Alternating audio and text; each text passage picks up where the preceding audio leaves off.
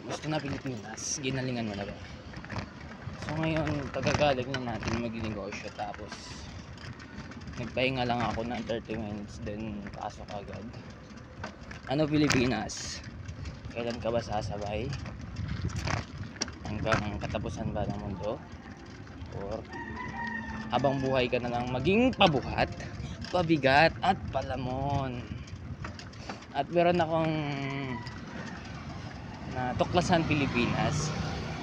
Ito ang tatlong P na palagi kong binabanggit kapag ako ay natitinda: pangkape, pasalubong, pangbaon. Binabanggit ko ito sa tatlong P din na dahilan. Kasi ayaw kong maging palamon, pabigat at pabuhat. So Pilipinas, galingan mo sa buhay Pilipinas. Kaya mo yan.